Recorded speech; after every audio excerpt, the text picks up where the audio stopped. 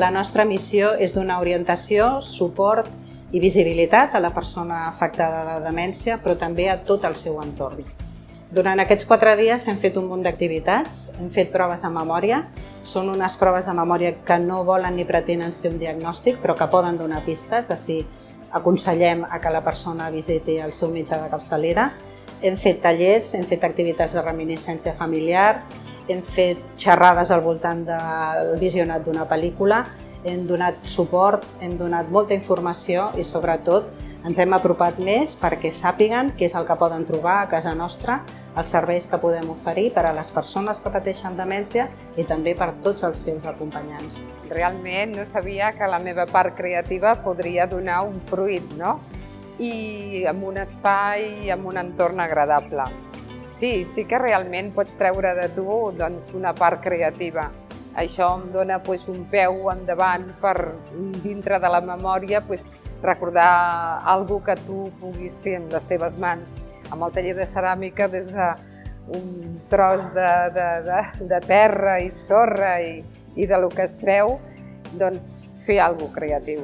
Des de l'àrea de formació i consultoria de la Fundació Alzheimer Catalunya, el que intentem és donar totes aquelles eines i totes aquelles formacions que van dirigides a professionals que tenen d'alguna manera una intervenció directa amb persones amb algun diagnòstic, bé sigui de demència o de deteriorament cognitiu, per intentar facilitar-los o millorar la seva tasca com a cuidadors.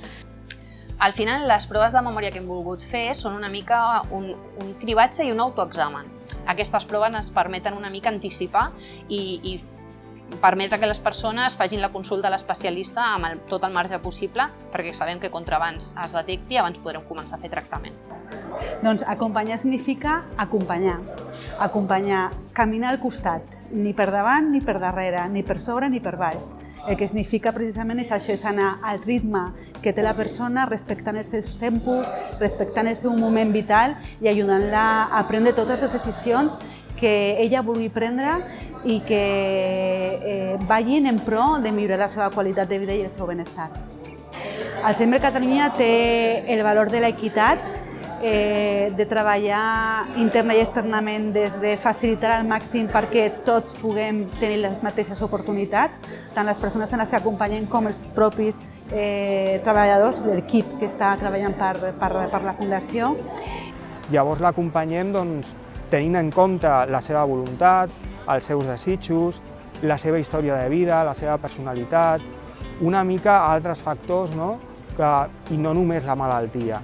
És a dir, els acompanyem des de diversos punts de vista. No només hem de tenir en compte el tractament farmacològic, per dir-ho així, és molt important, però també és molt important complementar-ho amb altres tractaments, amb altres teràpies. I en aquest sentit, la teràpia de reminiscència, d'estimulació cognitiva, d'snoozelen, l'snoozelen sobretot en persones que tenen dificultats de comunicació, que estan en una etapa molt avançada de la malaltia, a través de l'estimulació multisensorial el que fan és connectar-se, connecten amb l'entorn i això ja de per si és molt positiu, generar-los benestar. Yo creo que acompañar es dar visibilidad y valor a la persona, ¿no? Creo que nuestra prioridad en la Fundación es la persona. Hemos visto bastante avance después de trabajar el snoozelen al domicilio. Entonces hemos creado, por ejemplo, una caja sensorial donde ella puede hacer actividades que realmente le guste y pueda estar conectada, ¿no? En el aquí y ahora. Doncs el que em mou d'Alzheimer Catalunya és treballar amb persones grans i encara més amb persones amb demència o amb un deteriorament cognitiu, que encara estan més estigmatitzades. I el que més m'agrada de tot és la manera de fer de la Fundació, la manera de personalitzar cada intervenció, de tenir en compte la persona, la seva història de vida, les seves preferències i contemplar en tot moment el que vulgui la persona fer amb la seva vida. Encara que tingui demència o deteriorament cognitiu, són capaces d'expressar què és el que volen fer amb elles i el fet d'escoltar-les i complir la seva voluntat és una cosa que m'omple molt. Me llevo el sentir que necesitaba ayuda que era nuevo para mí el tener a mi padre con Alzheimer y necesitaba hablar con alguien, necesitaba ayuda porque me vi sola y no sabía. El sentir que si necesito algo, necesito ayuda, puedo llamar, puedo escribir un correo, me van a contestar y me van a saber guiar a dónde tengo que ir, a quién tengo que llamar o qué tengo que hacer, pues la verdad es que me está aliviando bastante hasta ahora, porque hasta ahora estaba como que no sabía por dónde tirar, no tenía a dónde ir, o sea, no sé, me sentía como bloqueada, no sabía. Hice un pequeño taller de reminiscencia que consistía en hacer la caja de la vida con recuerdos y bueno, la verdad que me gustó bastante y hasta ahora es lo único que he hecho. Y bueno, me he apuntado para hacer a partir de ahora el grupo de soporte de cada lunes durante 3 meses y más que nada con la esperanza de eso, de a ver si consigo herramientas o respuestas a lo que estoy buscando. Hice un primer curso, un segundo y ahora empezamos un tercero. Fue bastante reconfortante, la verdad. Y saber sobre todo que alguien se interesaba por nuestro problema. He aprendido a relativizar mi problema. O sea, cuando ves que hay más gente que pasa por él, cuando ves que hay más gente resentida con el tipo de problema que tienes, aprendes a relativizar tu propi. El grup et dona, o sigui, és molt enriquidor i sobretot et dona un acompanyament que no el trobes ni amb els teus propis familiars.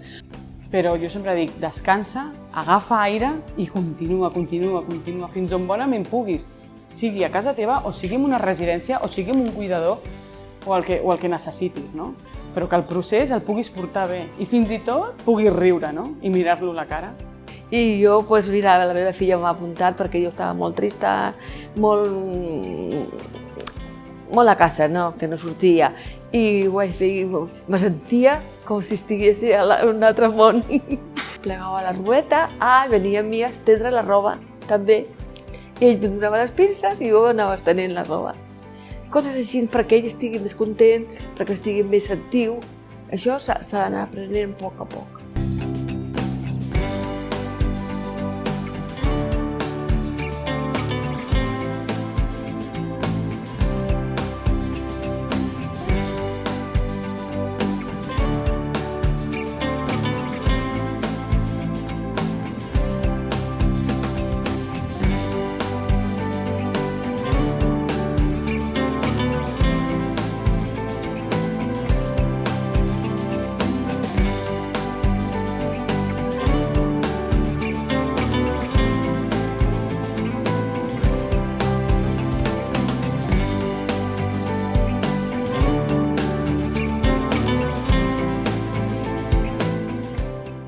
Hay que dar a conocer la enfermedad, hay que desestigmatizar la enfermedad, porque mucho más gente de lo que somos hoy, como el envejecimiento es una cosa tan patente, mucho más gente tendrá Alzheimer, o sea, la proporción será exponencial.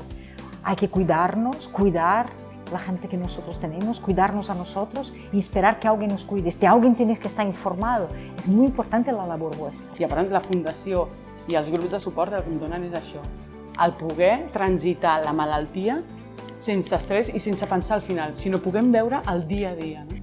Vull que continuem endavant i animo a tothom a que, per favor, tingui un somriure amb tot aquell que tingui Alzheimer i que ho estigui patint o no, però amb esperança, força endavant, perquè amb molt de carinyo, molt de carinyo, amb tot el cor posat de les teves mans, amb aquesta gent, amics o familiars, és el mínim que podem fer, per ells i per nosaltres. Com ens ho fem a la Fundació? Ens ho fem tancant molt.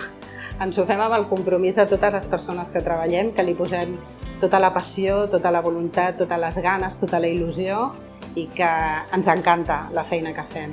Però amb això no n'hi ha prou. També necessitem tenir amics, tenir donants, tenir entitats que creguin en nosaltres. Volem que les administracions ens prenguin més en sèrio, que no pensin que ens estan regalant res, que valorin tot el servei que fem cap a la ciutadania